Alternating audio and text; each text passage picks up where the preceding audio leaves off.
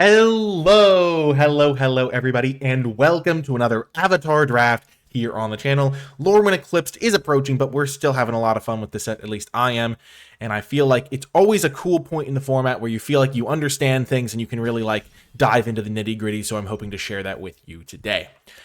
Okie doke, our rare is Agna Kella. I have watched the show. I still don't know how this is pronounced, but it's either Agna Kella or Agna Chella, probably.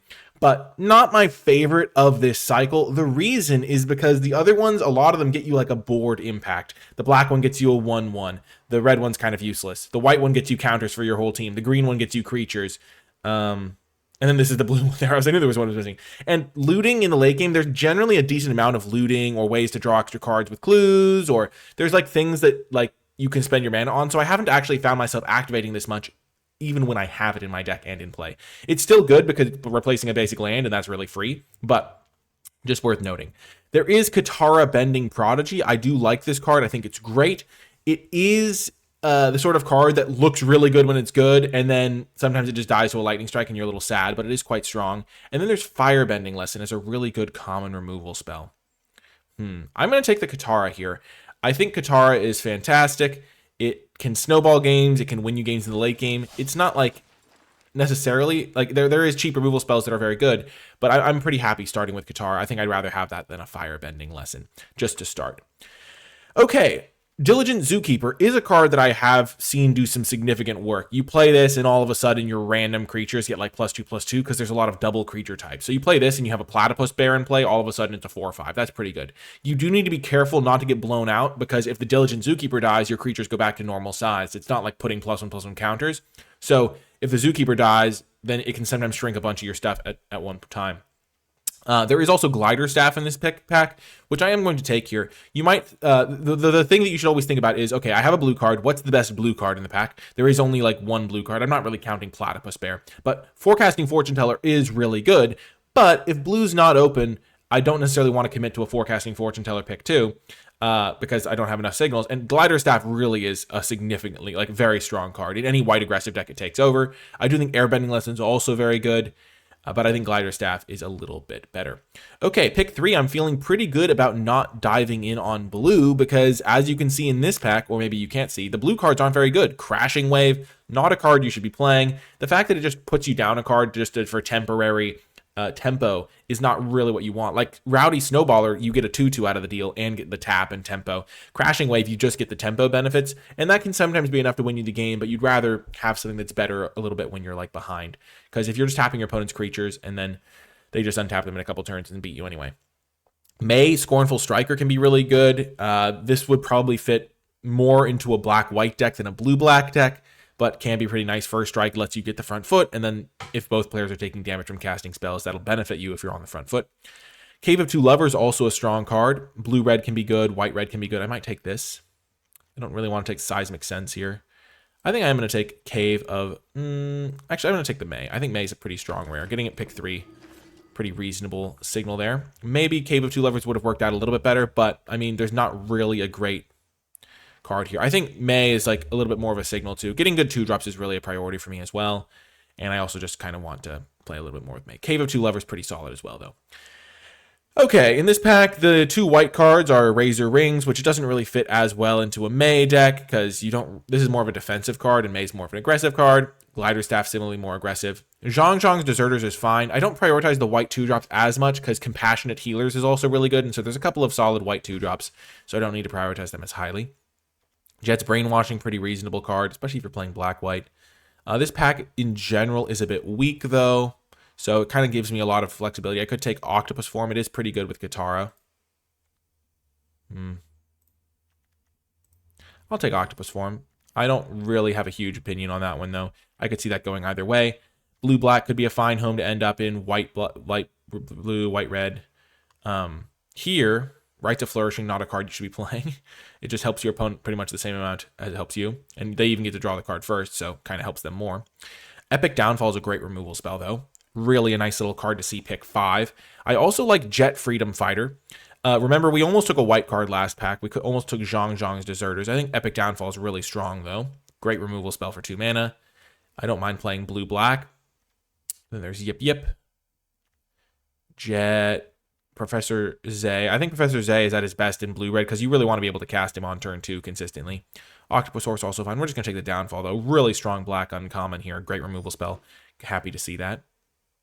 Now there's Hama the Bloodbender, pick 6. Blue-black really coming together nicely here. Katara not at her best in blue-black. You do get to benefit from drawing the extra cards because you're trying to get to those late game scenarios. But Katara is really good in decks that like attack and then get to use Katara after you attack because or have combat tricks. So Octopus Form plays well with Katara. That's one of the reasons I took it.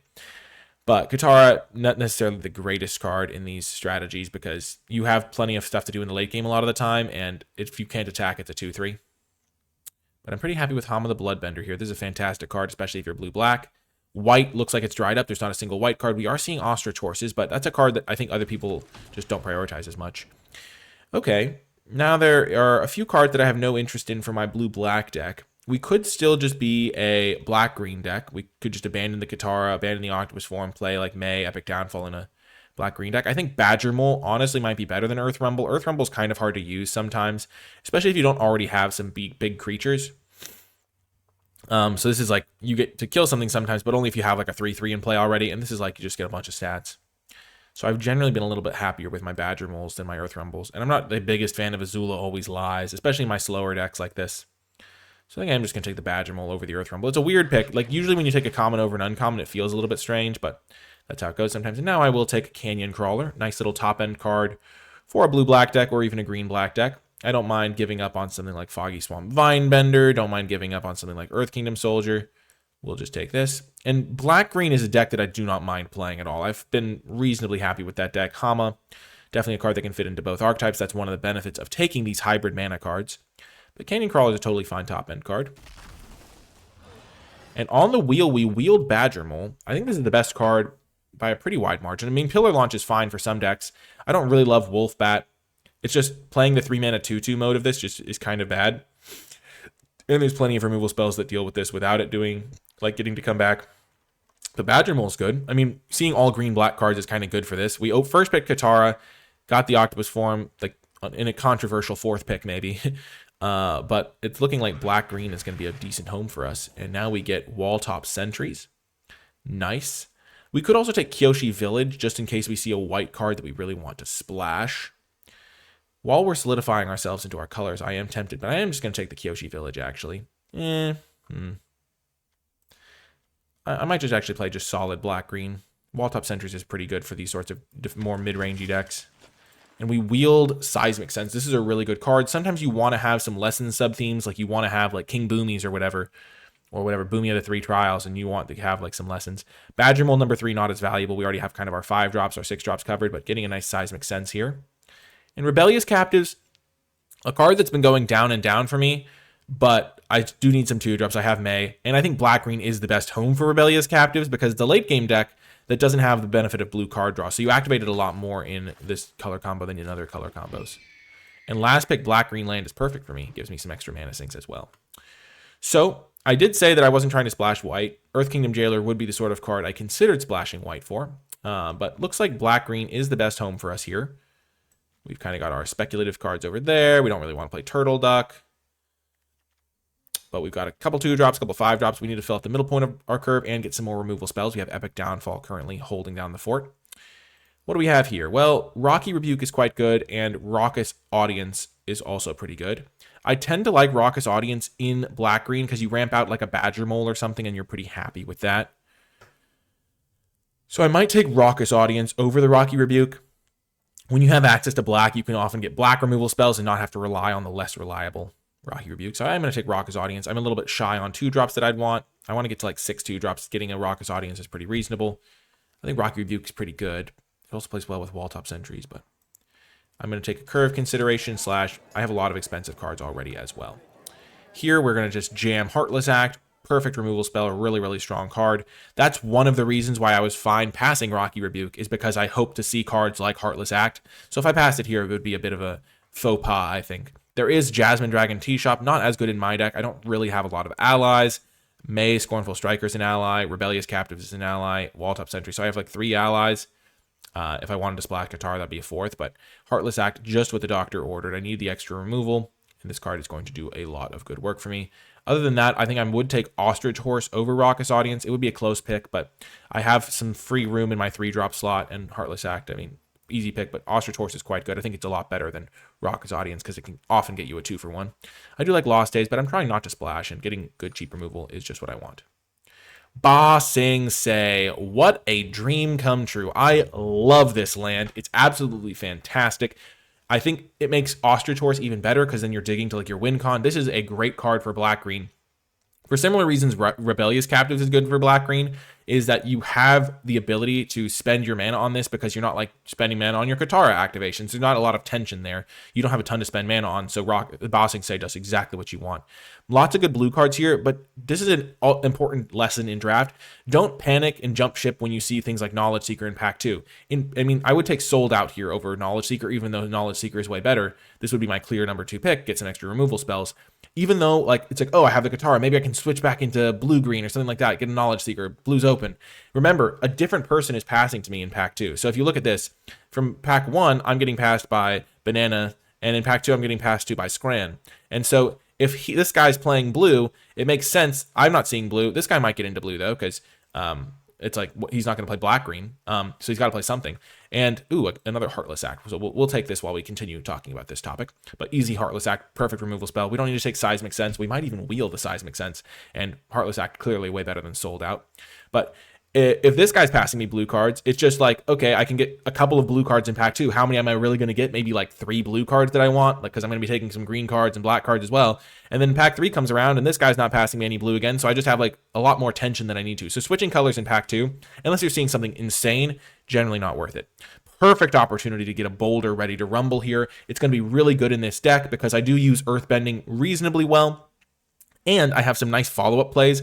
So if I play like Boulder into Badger Mole, all of a sudden I'm getting to Earthbend 2.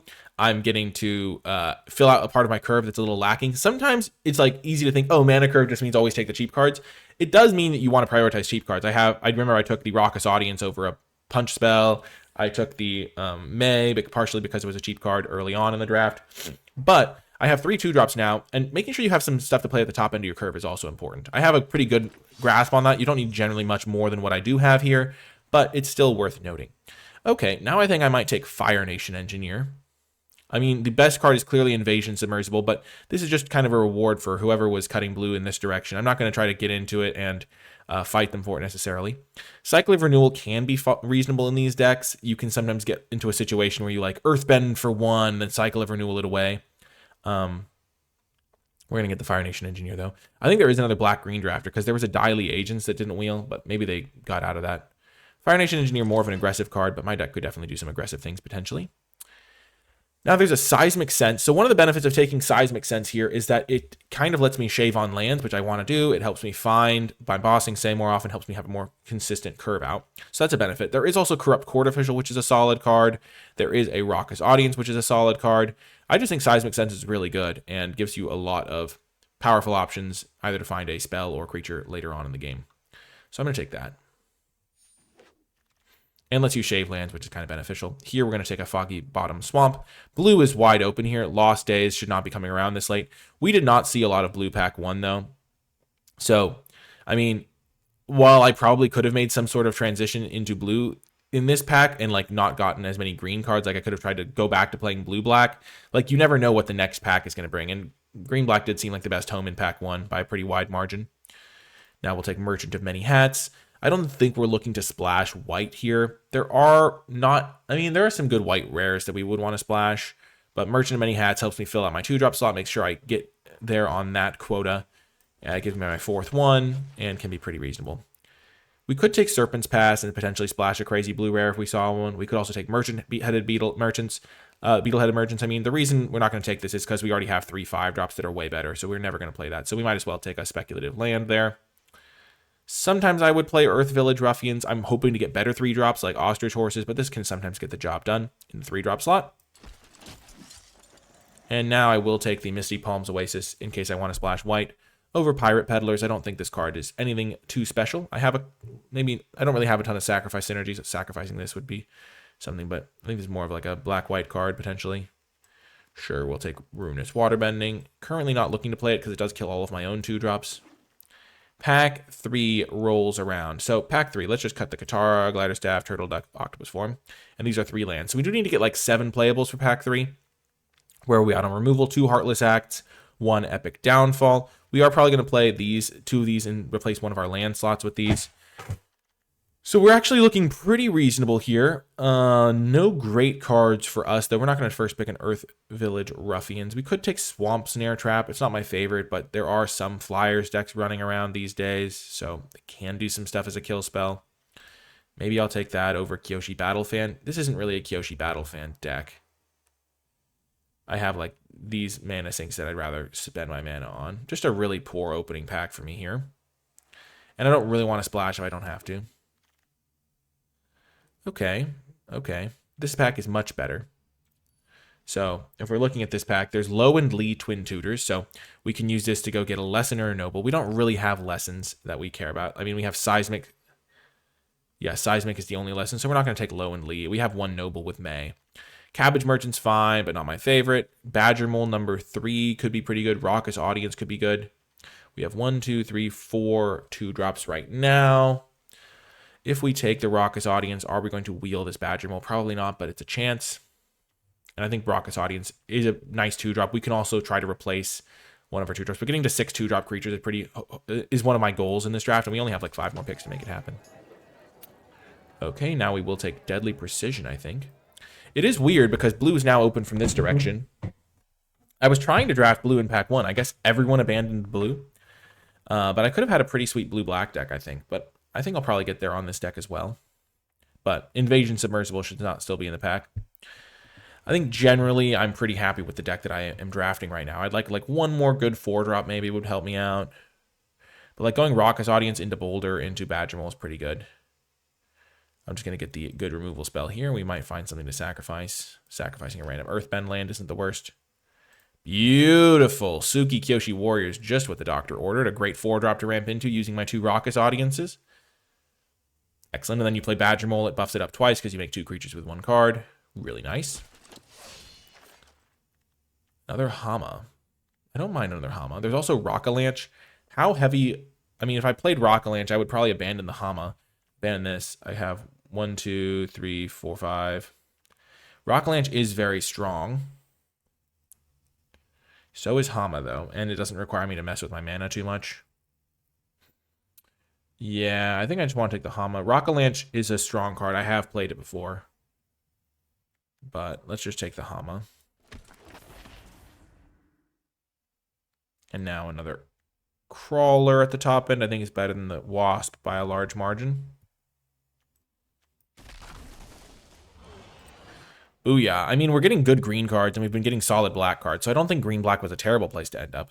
It's just we saw a lot of good blue cards. We're going to take Allies at last over Raucous Audience. I would love Raucous Audience, and I do think green's open, especially from this direction, but Allies at last really helping me out here.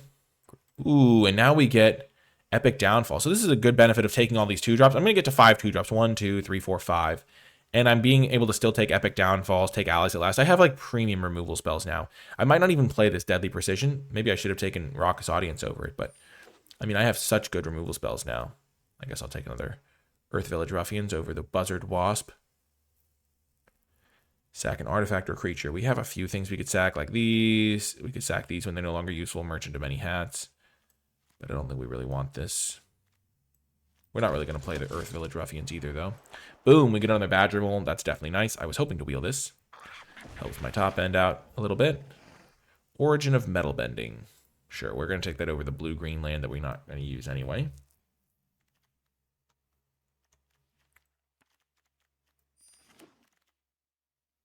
Howler Hog Monkey, I mean. I guess we'll just take the Azula Always Lies. I think that's better than Origin of Metal Bending in many cases. Okay, so how do we want to construct this deck?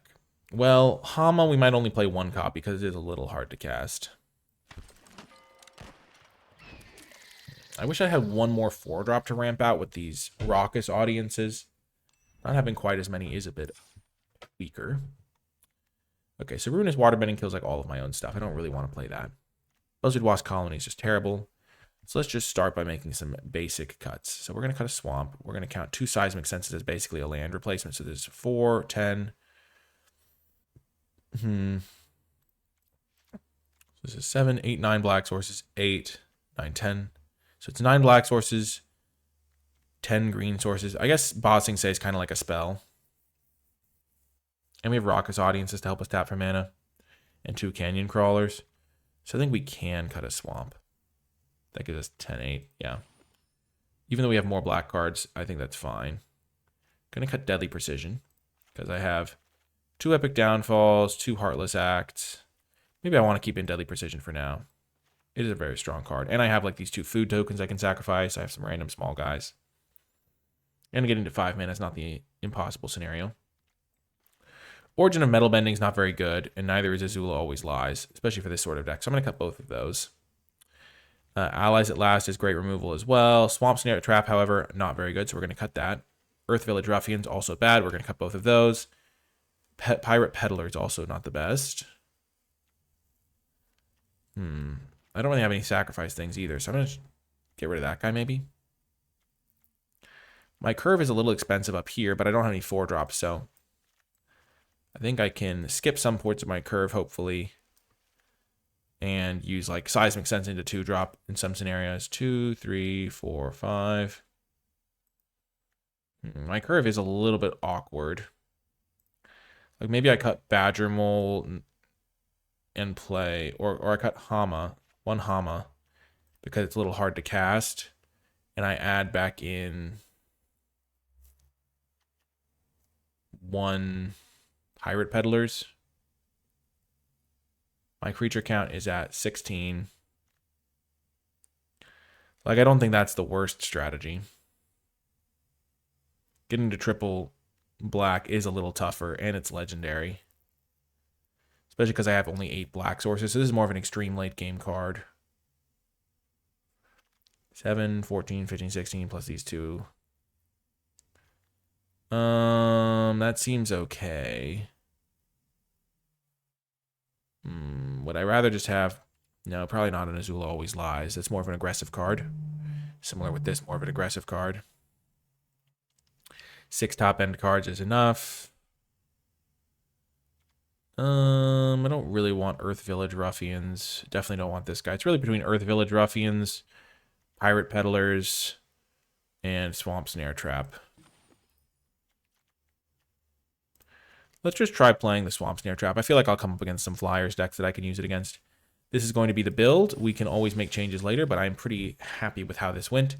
I think our blue deck would have been better, but that's just like hard to know based on the early stages of that draft. I mean, we could have gone Katara into the Fortune Teller or whatever, but as we get into the games, I would like to shout out the NicolaiBolas Patreon. If you are enjoying my videos and you'd like to support my mission to make draft accessible for people of all levels around the world, Patreon is the place to go, and you gain access to cool bonus content like my card-by-card tier list and format thoughts document, which are especially helpful when a new set comes out, like Lorwyn is coming out soon.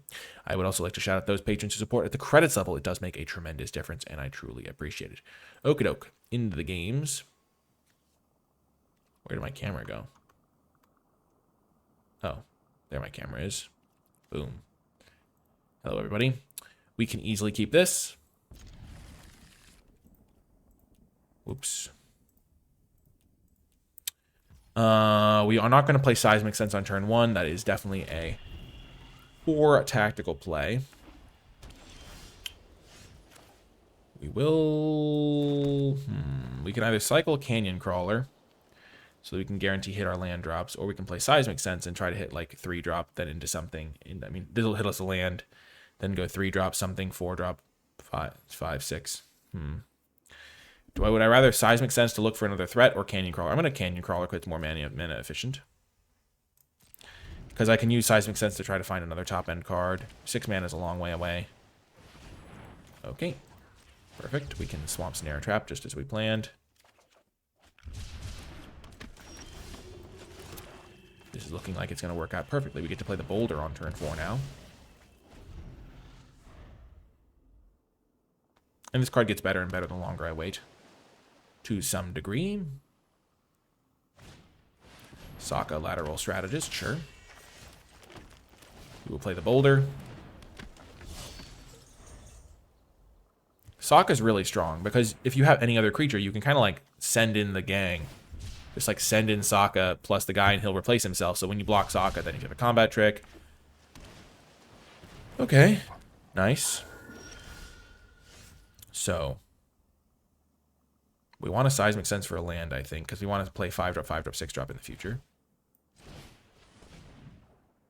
Beautiful. So we'll get a tap land here.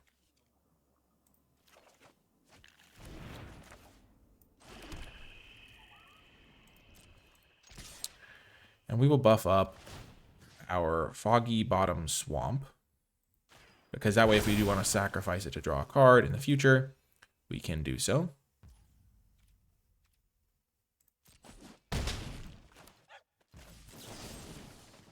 We are going to destroy the Sokka here before they untap and have access to Octopus Form or Quenchia. Those are 2 cards to keep in mind at all times, though I do recommend just jamming your spells for the most part. When you have access to both of your colors in enough quantities, I think buffing up these lands is nice. Like if I sacrifice it, I now get it back and I can sacrifice it again. Otter Penguin, sure.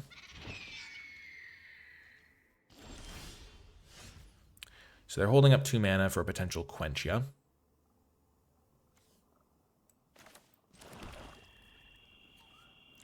So I think that means I play Badger Mole. Because when they quench Badger Mole...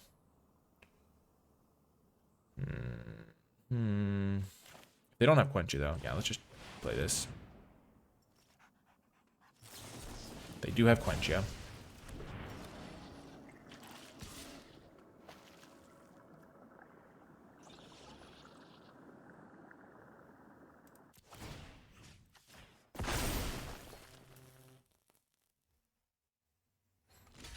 Sure.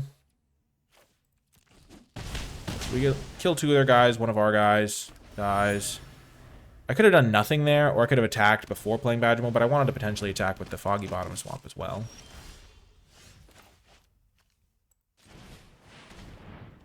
Now I play Canyon Crawler.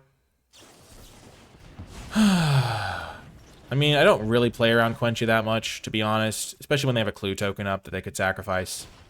It's just a bummer that it plays out like this, because it is not good for me, definitely. It's definitely unfavorable as an exchange.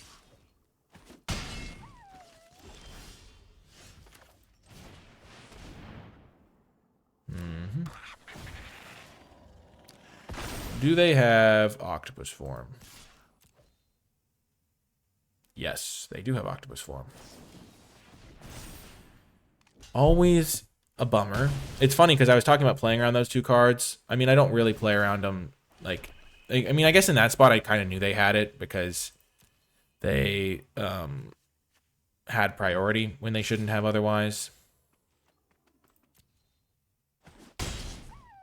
But I still think I'm winning this game. And if you play scared, then you won't be able to win these games at all. Okay. Sure.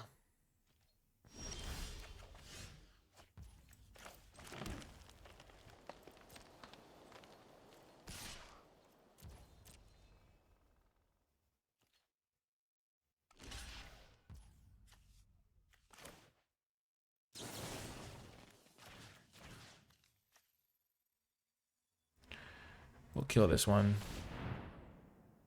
Because if they have some, like... I don't actually think there is an instant speed card draw spell they could have that would get me here. I actually have a little bit of card advantage in the tank because I can sack this, then sack it again. I can, like, block sack with it. Hama, that's not good.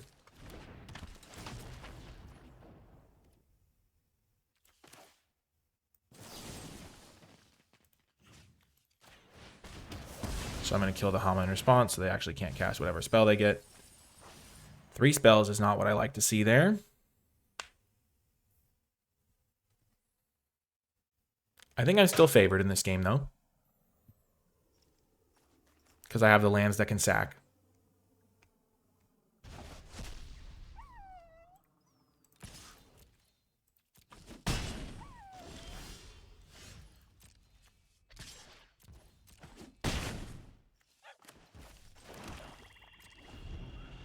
Okay.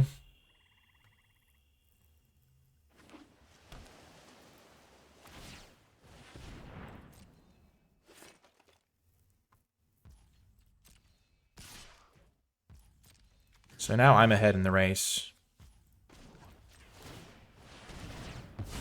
Because I'm hitting them for 4, so I have them on a 3-turn clock. They have me on a 3-turn clock. But I think mine is a little bit better. Ooh, that's a draw.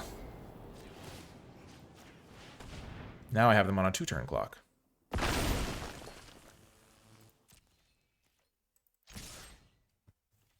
Bossing Say, getting the job done. Having lands that also give you value is huge in these games. That's the sort of game I'm trying to play. We both have no cards, top deck mode. I think I'm favored. Because I have less lands and 3 of my lands do something. I guess if you count Seismic Sense as a land, 5 of my lands do something.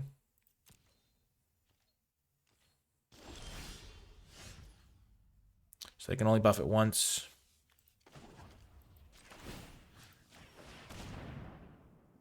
So we're just going to send in with both.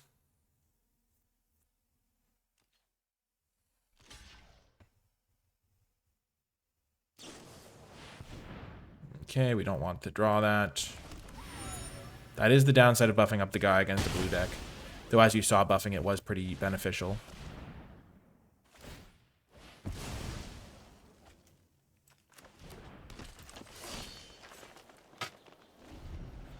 So they have 2 cards. I have a Suki in play. Okay, Battle Fan's not going to get the job done, that's for sure.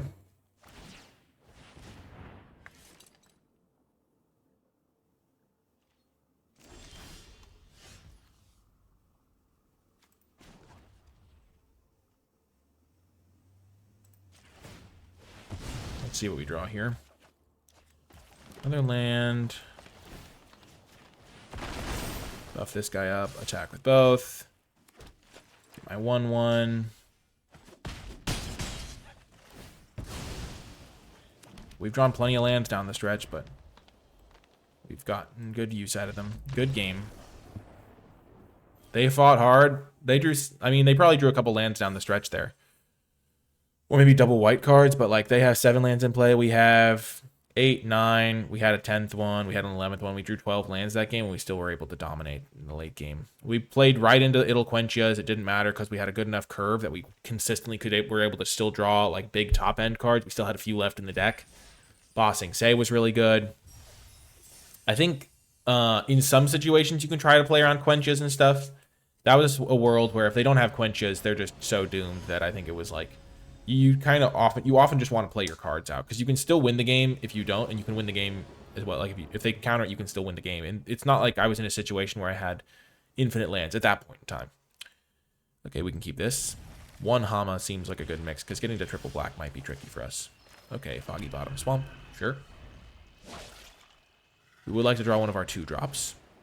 Zhang's Deserters. Does play around Heartless Act pretty well. We don't really want to Heartless Act this anyway, so it's not the biggest deal.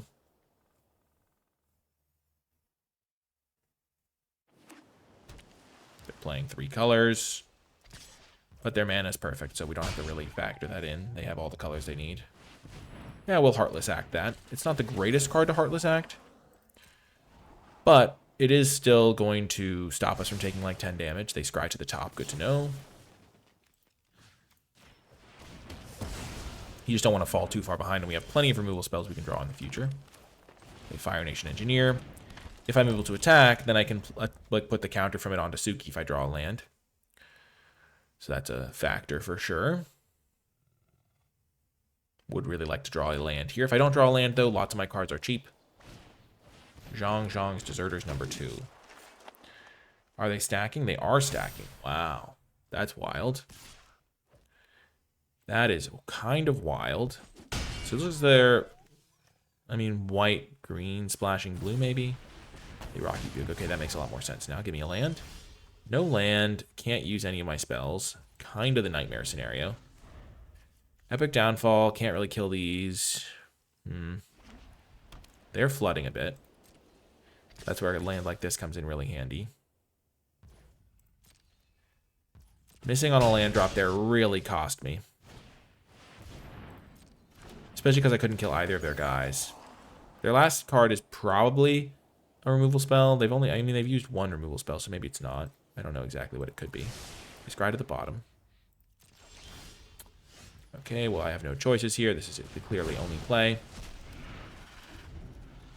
Okay, we're still in it. They could just flood out a little bit here. They looks like they are flooding out.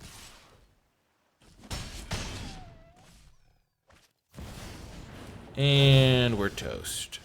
Gosh darn it. Well, if this game had gone more typical, like the way this sort of game would typically go, I think we would have been able to win. But unfortunately, we didn't get to cast our spells. We do have not exactly 18 lands, but we have 2 Raucous Audiences. We have the 2 Seismic Senses. So even though we have 16 lands, we kind of have like 20 mana sources. So that was just a little bit unlucky. Not much you can do. Those are the sorts of games where I feel like I did everything that was in my power pretty much. None of my cards were like... It was like that game kind of played itself, and I wasn't destined to win. And while you do want to scrap for as much win as you can't really do much in those sorts of scenarios. On the draw, we have 10 green sources. Actually, do we have 10 greens? Yeah, we have 7 swamps, 2 dual lands, or 6 swamps, 2 dual lands, 8 forests, 2 dual lands. So with 10 green sources and 3 draw steps to get there, because first draw, second draw, I guess 2 draws really, and a removal spell, so we're not totally dead if we miss. I think I'll lean towards keeping. If we draw a forest in our first 2 draw steps, it's very good, which is going to happen a decent percentage of the time. Because remember, 10 of our draws are green sources. And we have 1 removal spell to help us get going. Wall top sentries, allies at last is okay. 0 for 1. These are the sort of sketchy hands I've been trying to keep less, I will say. Because this happens and you lose the game like with nothing you can do. But mulliganing is still really bad and limited, I will say. And if I do draw a green source, my hand is like completely fine. Like it just does everything I care about. Okay, May Scornful Striker, sure. It's something to do. So 3 draw steps, 0 for 3. Not having a green source in the top 3 is pretty bad, I will say. Fire Nation Drill, and then they play Fire Nation Drill, and we are toasted. Okay. Well, shucks. I would love to draw a forest here and play my wall top sentries. Just disaster. Then again, maybe it's just, I mean, it's hard not to get results oriented when a hand like this doesn't work out. But like the way this has played out has been really bad because I've taken 5, I'm 11 cards deep now without a green source in my 10 green source deck, which is just not that likely to happen. And they've only played cards that don't even interact well against Swamp Snare Trap, which is one of the reasons it's bad, I will admit. I mean, like this card just, Swamp Snare Trap is useless against it. And I'm getting owned by Fire Nation Drill. And then I drew a tap land. Oh my gosh. Well, that was a nightmare.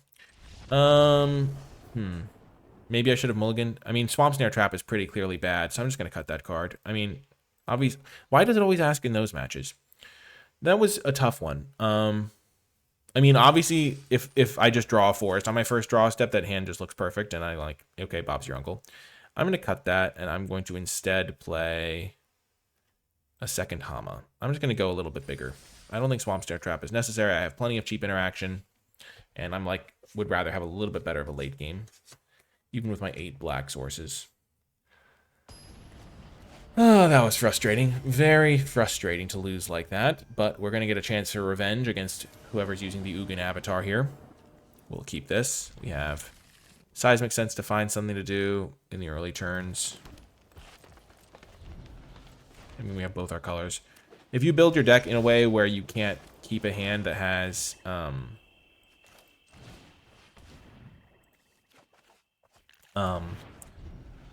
3 spells, 4 lands, then you've probably done something very wrong.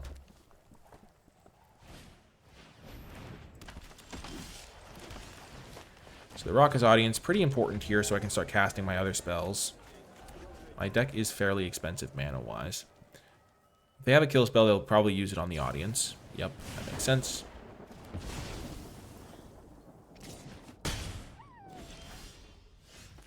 Meanwhile, in the land of Expensive Town, I mean, we have plenty of expensive cards in the deck. We have plenty of cheap removal spells. I'm not really that worried about this. They're not putting that much pressure on me. And I have Canyon Crawler to help me stabilize.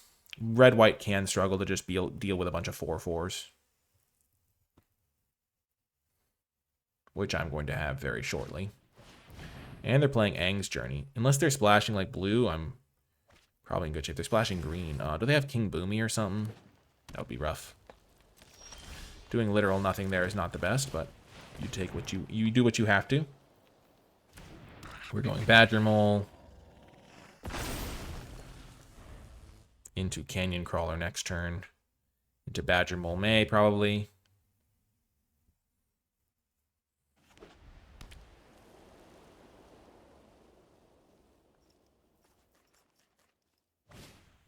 Boomy Bash, sure.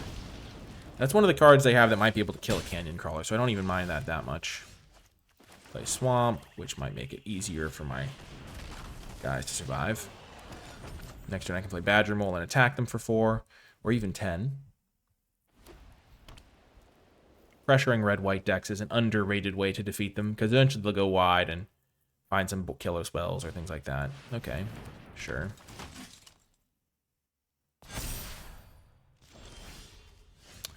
That's great. I'm going to make a 4/4 here.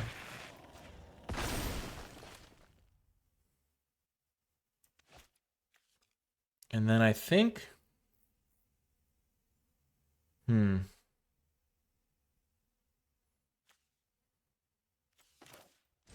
Let's rumble.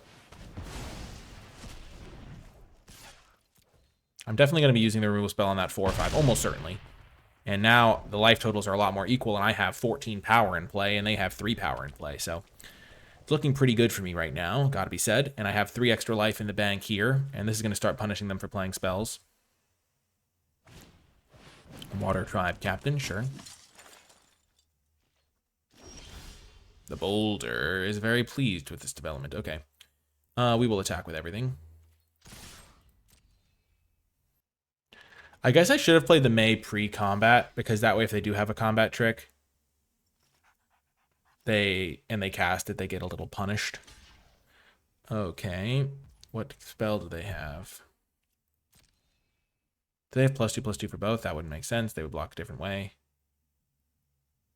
But yeah, if I played May, they would have taken 2 damage from whatever this spell is. Okay. Yeah, I botched that. They should be at a little bit lower of a life total.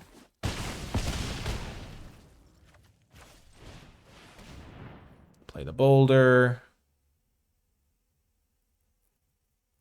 And play May. If they were at 10, I would be definitely happier. Though, if they were at 10, I mean, they might have just cast the spell in response, and I'm still probably attacking in with a lot of my guys. Okay, my slight error did not cost me, but I should have played the May first, because I didn't have any non-creatures I was trying to play. I was trying to represent as much as possible, scare them a little, but that's not as viable a strategy as just deal 2. When you have the option to either take concrete action against your opponent, or it's like either take concrete action against your opponent or do something that's like mildly intimidating, you should just take the concrete action. I am going to take out the Hama. Triple black is going to be pretty tricky for me. And I have plenty of top end guys. I'm just jamming 5 drops. I'm going to put in a Earth Village Ruffian. We'll see how he does. The Death Touch is just not something that I care about as much from the Pirate Peddlers.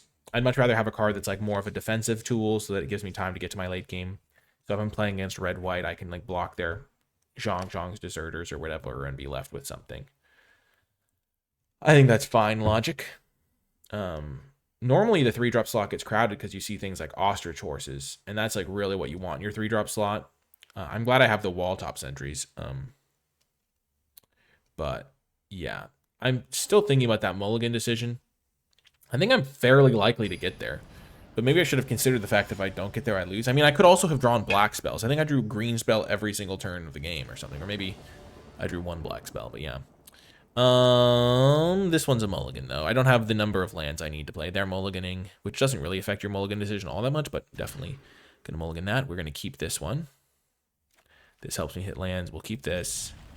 We're gonna get rid of May.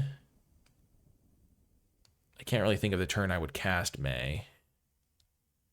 Between that and the wall top sentry, I mean, I would rather have a hand that had May in it. Like, not like getting rid of it's still bad for me, but we are not going to use this because we could whiff. Like if we just have one of our kill spells on top, we just whiff. Okay, that's really bad to see. Abandoned Air Temple puts a lot of pressure on me. This is where we really need to draw a land. Well, of course we didn't get there.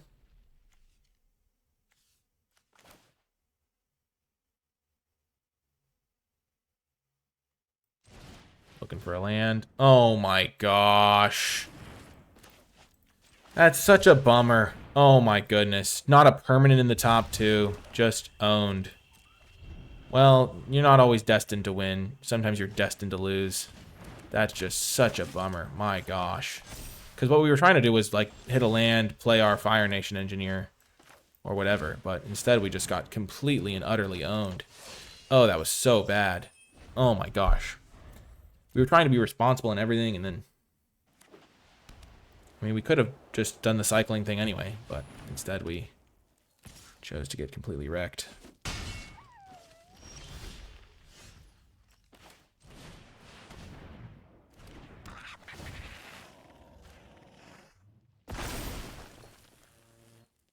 Looks like they have some kill spells of their own to use. Like they have Rocky Rebuke or something. They might have Rocky Rebuked my Raucous Audience, though. If their best play is using Path to Redemption. Okay, they have Badger Mole, too. Okay.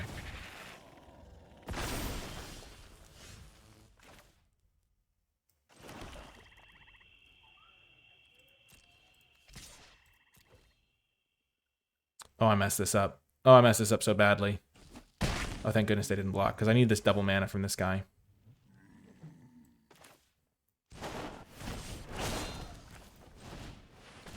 Okay. This guy's going to put a counter onto my... Walltop already has Death Touch. This guy's a 4/4. Let's put the counter onto my...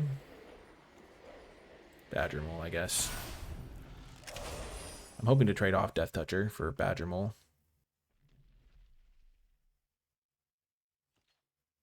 Oh, right, I have the 2 mana because of the Boulder anyway. Sure. Oh, and I can sack the Boulder, so I can use this for 1 mana. So I can kill this guy.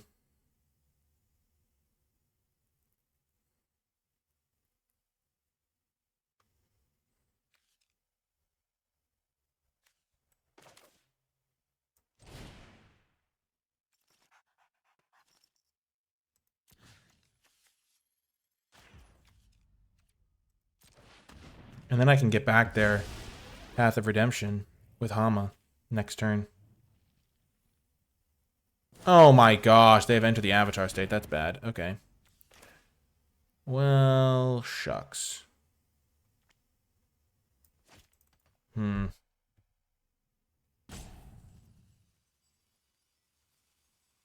can still attack for 5. It's still a trade, but no need to do that. That's a bummer, though. I mean, we're going to lose this game to the Abandoned Air Temple here. It's just so much value.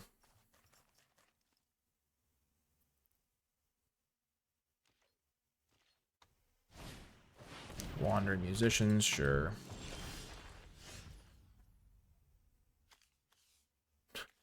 I can't believe I whiffed on Seismic Sense. It's going to lose me the game.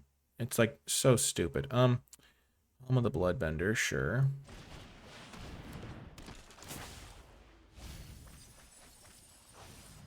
Get Path to Redemption.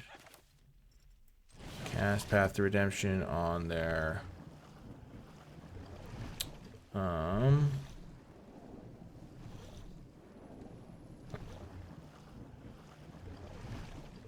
their Foggy Swamp Vinebender, maybe? No, they're not going to be able to activate that. Let's just put it on their Badger Mole.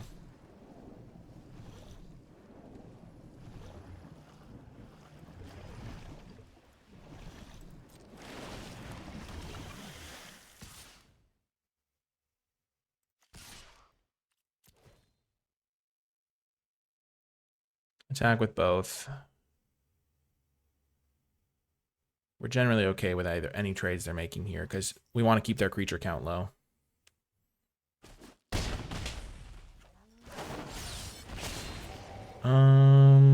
Let's put a counter on the Hama.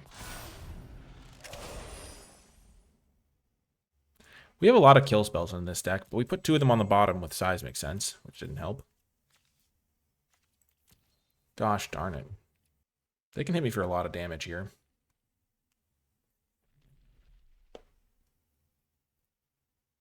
But they do only have 4 creatures right now. And I have 3, 4, 5, 6, 7. That's another good draw. Interesting.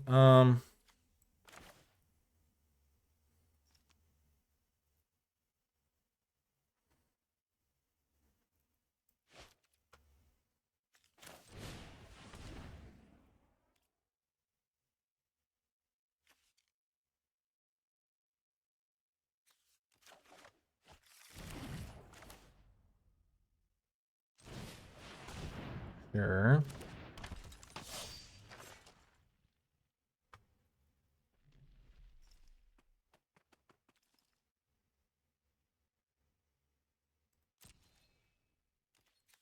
Trade wall top sentries for one of their creatures and move a counter, which should be relevant.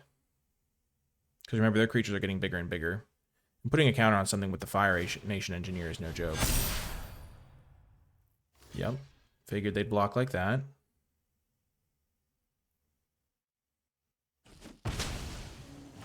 Okay, so we can put a counter onto the Suki to give it to trample.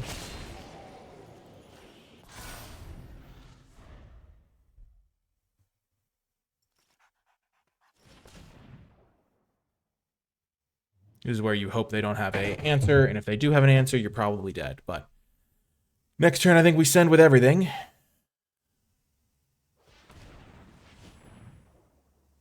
If they have Rocky Rebuke, we're pretty toasted. Gosh darn it. Suki was our big hope. Abandoned Air Temple does beat Bossing Say, sadly. Sokka. Yep, they just keep drawing spells. Oh, goodness. Well. We can keep chipping away at their army here.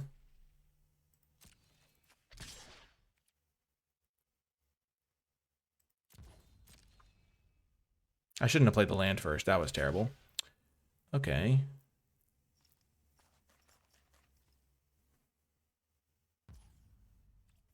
Them taking an unnecessary point of trample damage is a bit of nice news for me.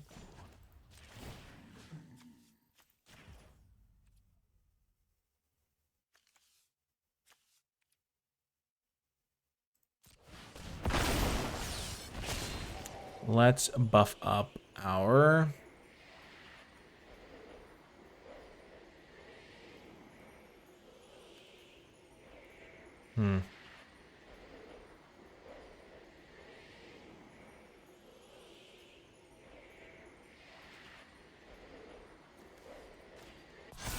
One of our smaller guys. We're trying to go wide here to defeat them. The boulder, sure.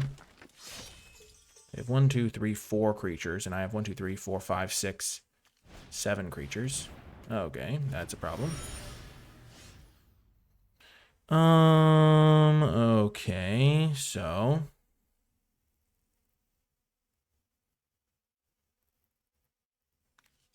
This thing's going to be able to take out, like, Fire Nation Engineer or something next turn.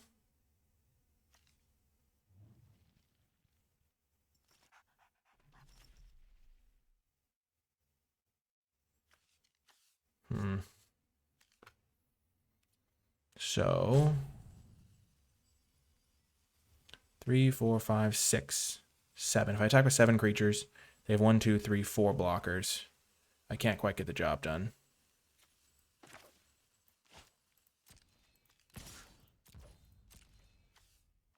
Unfortunately, the boulder is going to be a pretty big problem here as well.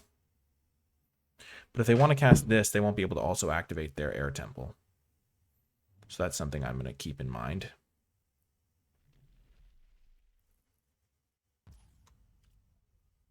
What? Well, that's insane.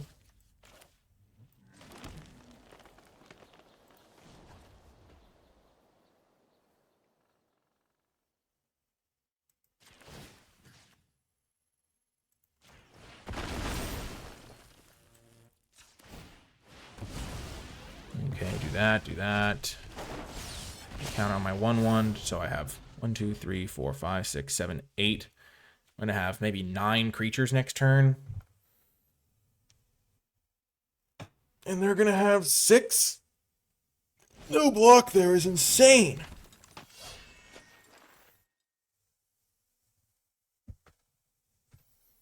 No block there is absolutely wild. 3, 4, 5. While you fight to the bitter end. That was looking grim, especially when we whiffed with our card. But we fought hard, we battled, got the win. I mean, our opponent definitely has to block there. They can't afford. They could have just blocked with their 3/6. Like, I guess they were afraid of a removal spell or a trick or something, but what do they think? I mean, I was attacking to get the counter. I might have still been able to get them, but like it was going to be way harder, and I was going to probably have to draw some removal. Okay, we can keep this. I am very thrilled to have gotten that win. Okay, we're going to lead with Swamp.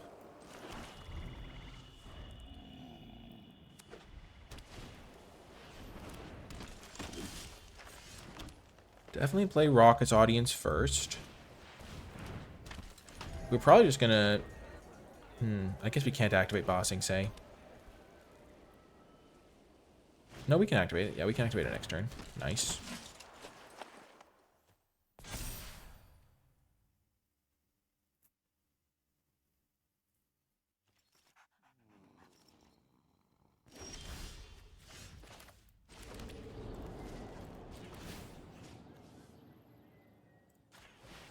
Let's activate. Might as well. We don't really want to do too much on it, but getting some, like spending all of our mana is definitely valuable. Avatar Enthusiasts, we will Heartless Act that. Though they have Earth Kingdom Protector, so we can't really Heartless Act it very effectively. Okay. Badger will buff up the forest, so then Raucous Audience can tap for 2 no matter what.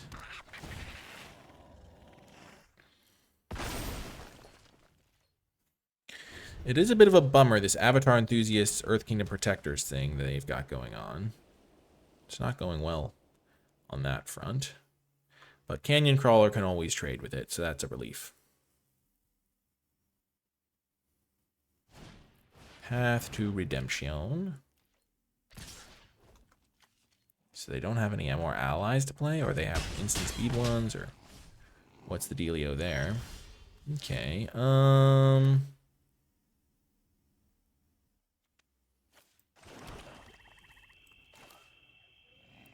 let's play this a little more conservative. Play our Badger Mole, buff up our Swamp, and prepare for blocking. Prepare for blocking!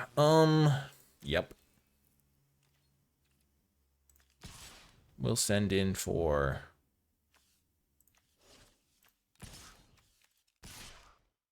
No, we won't send in for any, because we want to be able to cast Heartless Act. But we're under the pretense that we're just blocking.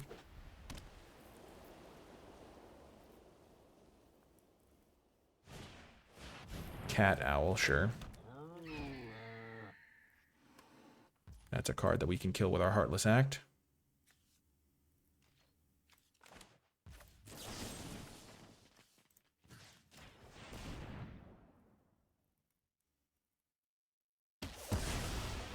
Nice. That's another great draw. Let's go. Take out Avatar Enthusiasts. Through an Earth Kingdom Protectors as well. Get Rebellious Captives down. But first we will just send in our gang for combat.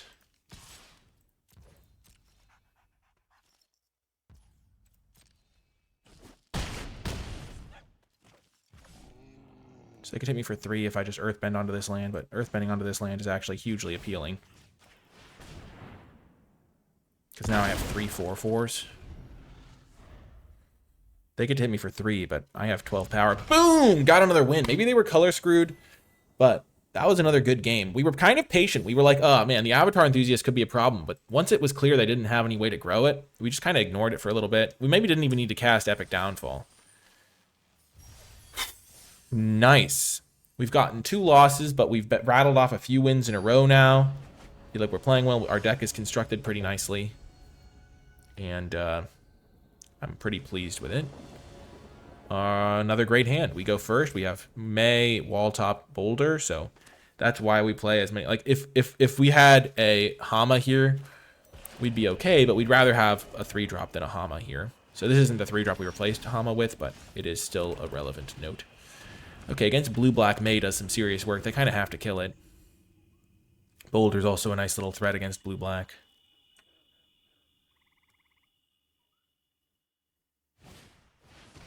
Okay, sure thing. Our hand is continuing to improve.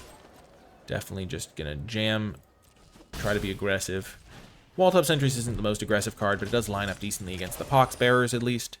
Boulder similarly lines up decently well. Being on the front foot really punishes these sorts of decks, because then when they like try to hold up Quenchias and stuff, they aren't able to successfully.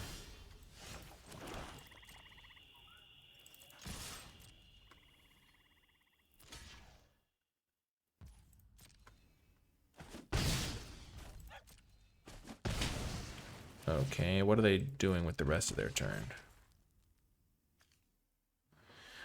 Oh, they could have Quenchia. They could also have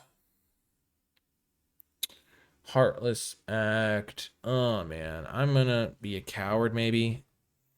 No. They have Heartless Act. Playing Boulders, probably still best. They chump blocked here.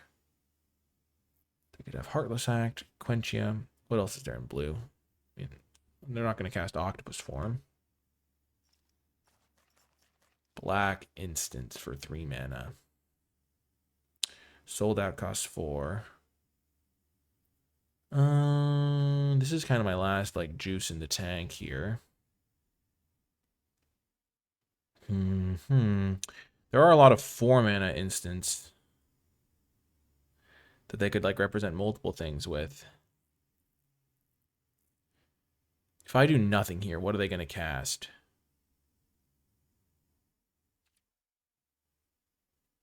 I'm going to play Rocket's Audience. I chickened out.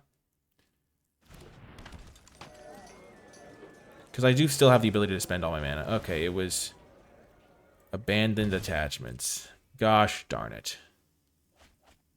But they didn't cast a Kyoshi Battle Fan, so they have something, and I probably wasn't Abandoned Attachments if I'm being real. It was probably something else.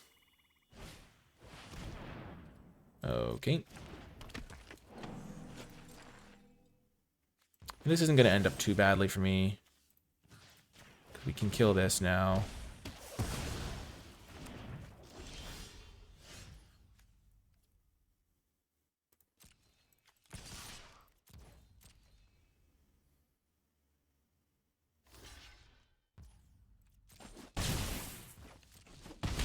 I wonder if they have a sweeper. Hold this against their potential 1/1. That'd make me discard 2. Azula. Yikes. Get rid of Rocket's Audience.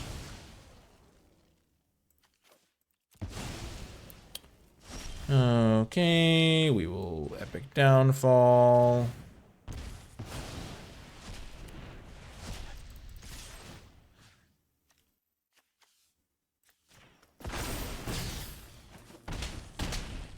They're at quite a low life total now.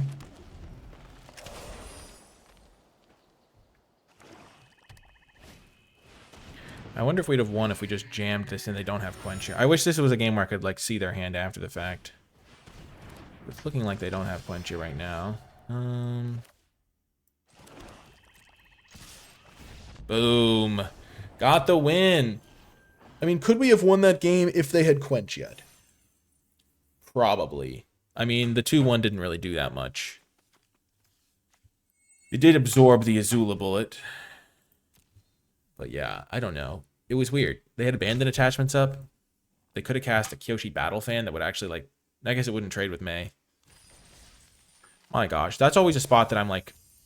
It's such a tricky spot because you don't know what they had. And you can't know how your chances of winning shift. But, like, I feel like casting my guy on turn 4 was maybe just correct anyway. Like, I really wanted to. If they quench me there, though, I'm just in kind of grim shape. Okay, we keep this. We have turn 3 Suki, which is just what our deck wants, followed by removal. Earth Village Ruffians looking better than Hama right now because we can't even cast Hama. I think I'd rather play Suki on turn 3 than Boulder on turn 3.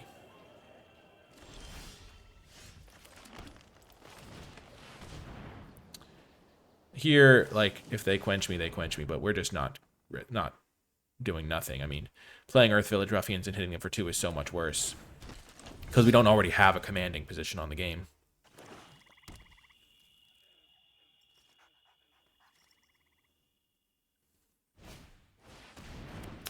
Pirate Peddlers, sure. We will do this. Exile Pirate Peddlers. Then we will be able to attack with Suki. This guy will not be able to grow, right? So it'll be a third creature, but we will be able to play the Earth Village Ruffian, so we will still do that. So what I should have done was do this pre-combat so I could hit them for 1 extra damage. I did the math badly there. It could cost me the game for sure.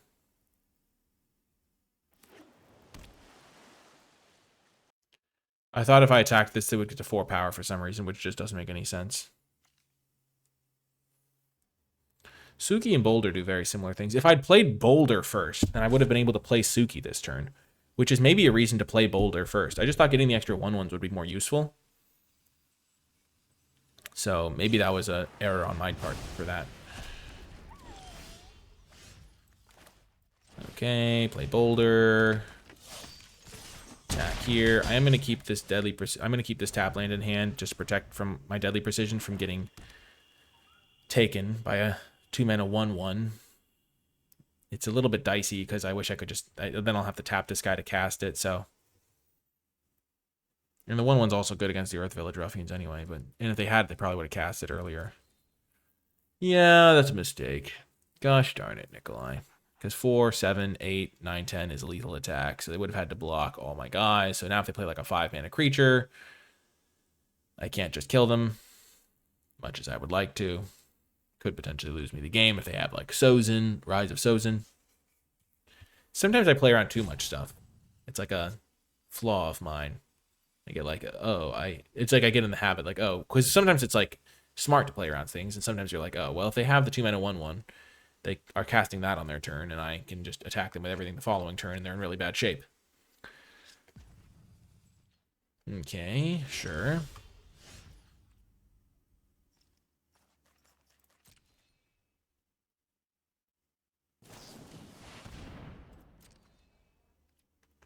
Sure, I'll put him second from the top.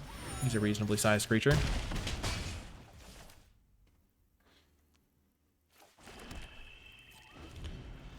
Okay.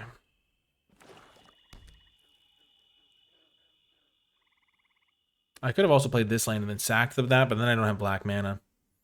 Man. I'm just like so afraid of them having like Rise of Sozin. It's crazy.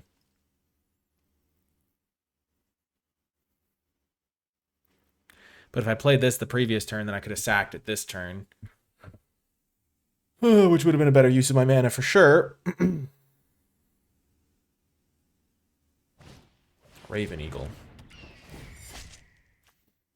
Are there no creatures in graveyards? That's wild.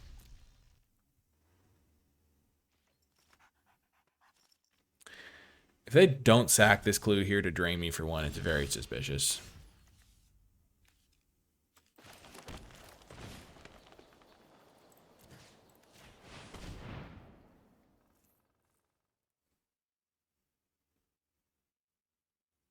Like, I'm playing around Quenchia with my Raucous audience here. Okay.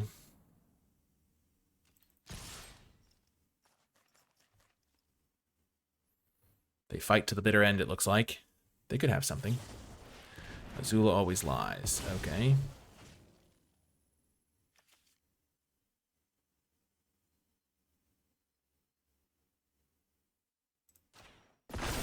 This time I'm buffing this because if they have a board sweeper, I'd rather keep my 2 lands that can sack to draw cards. Gosh darn it, I'm so nervous about them having Rise of Sozin. I'm glad I have the Ruffians instead of a Hama. I wouldn't have been able to cast Hama. Being able to cast your spells is a key part of winning. Okay, they have 5 mana to work with. No Rise of Sozin anymore. They're at 1. I have 3 lethal attackers. Can we get the job done? Yes! Yes, we can! Yes. Let's go. Feeling pretty good about how I've played this draft overall. We made a couple of, like, I mean, that first game we just walked right into Quenchias. We just didn't care. We were just running through the octopus forms. We lost that one game due to not drawing enough lands, I think. And drawing the wrong color of lands.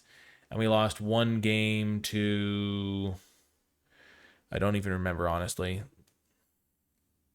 So that's good. Have a short memory. But we've been kind of dicing them up. Kind of dicing. Slicing, dicing. All of the types. Slicing, dicing, and icing. How did I lose my one game?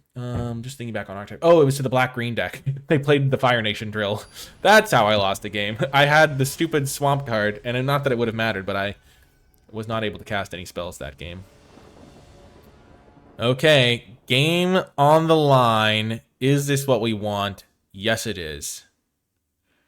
Yes, it is. Earth Village Ruffians into Boulder, into Badger Mole. Seismic Sense will help me find land number 4 because I can cast that on turn 2. We already have Bossing, say, for the late game. We'll keep this 100%. Once again, glad this is not a Hama. Oh, this could get ugly. Okay, that's still okay. This could be our new turn 3 play, alongside a Seismic Sense, perhaps. Oh, no. Oh, no. Mono red.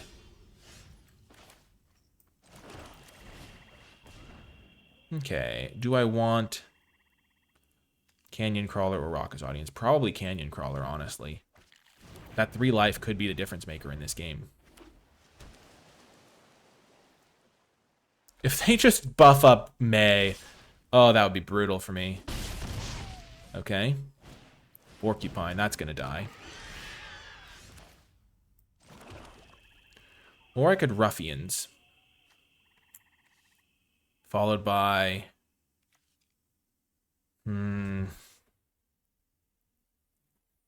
By Ruffians, then I can still trade with a Fire Nation Cadets the following turn, maybe. Yeah, I'm going to Ruffians.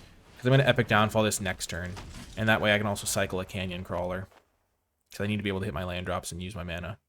This also opens up future possibilities. This thing plus a 2-drop next turn, for example. And they don't have a way to get Porcupine through. That's huge.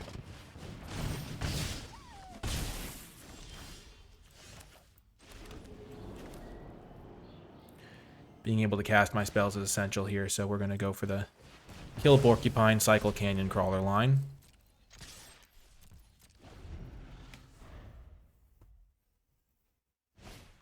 Yans, sure.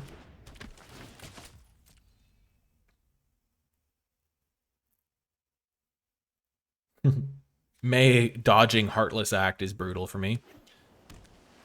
Okay.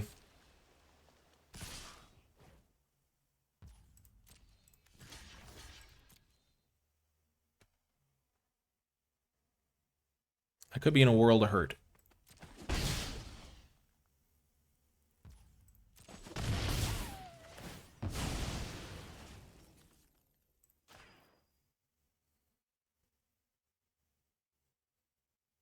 Luckily, I have some decent blockers. Like 4/4s block May pretty well.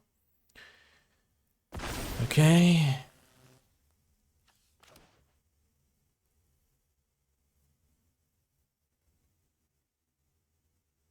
May is scary, though.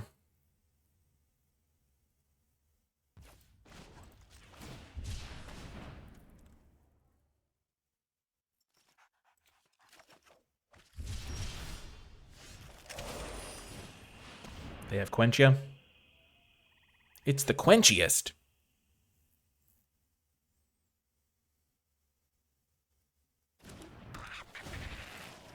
Buff up this land.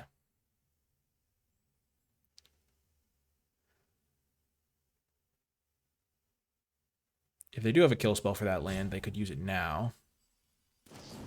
They have Lightning Strike. That's okay for me. I mostly feel like that's fine. I'm definitely blocking May if they attack with it. Oh, yeah. That's what you like to see.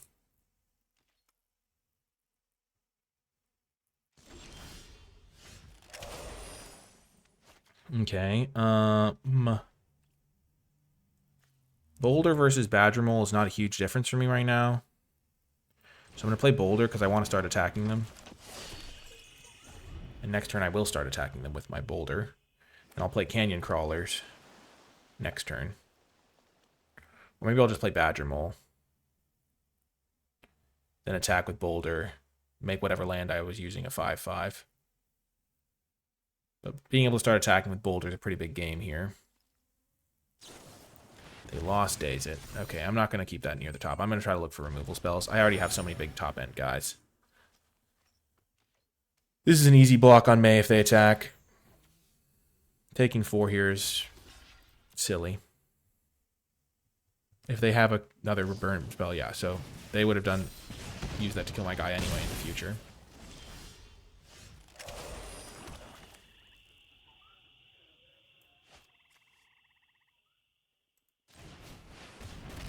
Play the Canyon Crawler. Maybe Badger Mole would have been better just so I could have a blocker for you Yan Archers already. Iguana Parrot, sure. That does make me want to attack them.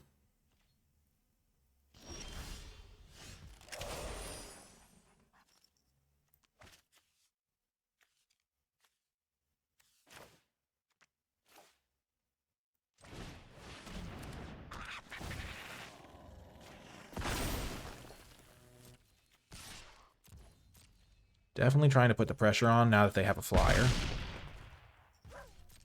And I'm going to sack this food. I'm up to 16. I'm putting pressure on.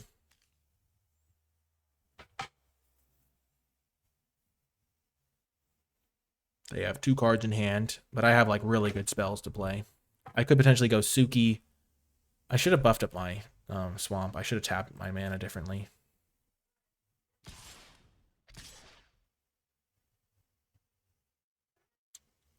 Okay. Easy block here. I could have double blocked it. I was thinking about it.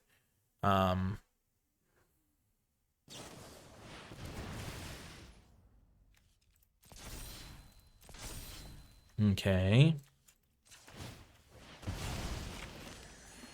I will put that second from the top. I do think that's a beneficial draw for me in the aggregate. That's a great draw, too.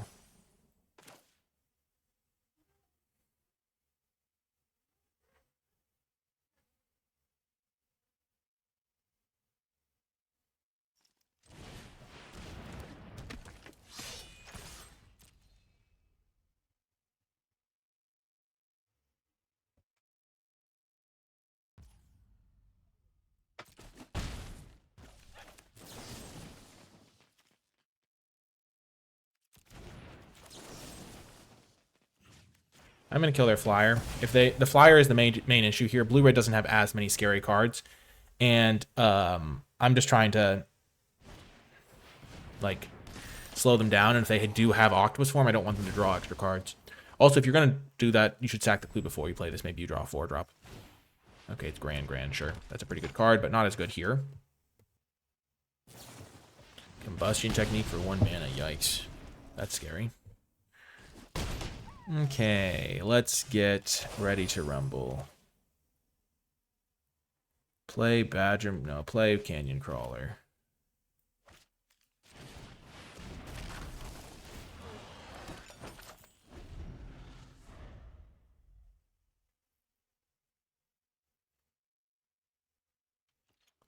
Don't want to give their Grand a chance to connect. Not free, at least.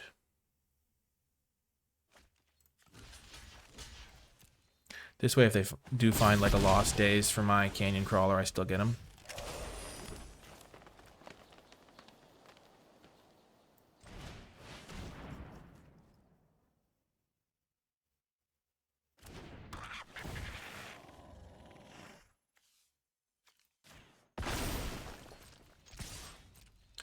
I'm doing it like this Makes it really hard for them to get me, and I have my life gain from this food up still. Above this other land, I can't sack this to gain life, and I don't want to lose to some random, like, +3/+1 double strike combo, though I guess I lose to that anyway.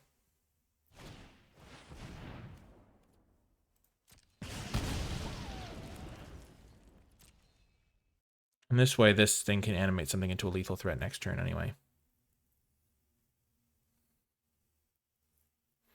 If they do have the double strike card, I literally live at exactly 1. Because they buff up this thing, I go... Boom! Got the trophy, let's go! When we were 1 and 2, things were looking a little bit grim, but we stayed focused, battled back, and I think we played that pretty well. One of the things about this format that's absolutely essential is having top-end cards in these sorts of mid-rangey decks. As you saw with Bossing Say, that card won me a lot of games, but also just casting like 2 Canyon Crawlers and 3 Badger Moles in like 1 game was like a lot of big, beefy creatures that demanded answers. And like Lightning Strike, great card, doesn't line up that well with a Badger Mole. Doesn't line up that well with a Canyon Crawler. The life gain's huge. And also, I mean, Seismic Sense betrayed us one time, but overall our deck felt very consistent. Great top end, good card quality. The Earth Village Ruffians was essential in a couple games, just being something we could cast versus a second Hama, which was more powerful for sure, but harder to cast. We already had plenty of 5 and 6 drops. So I think this deck was a really good example of how to draft this format. We didn't prioritize removal too much, but we still had some really good removal spells. I mean, Allies at Last didn't really do what we wanted it to do some games, but great removal spells. Our mana was pretty good. Our creature count, pretty nice. Our curve, pretty solid. Maybe 1 more 4-drop, 1 less 5-drop would have been technically ideal, but still really good. May was pretty nice, and overall, I think a very good idea of how to draft this deck in the format, and also just how to kind of approach drafting in general. I think it was a very consistent one.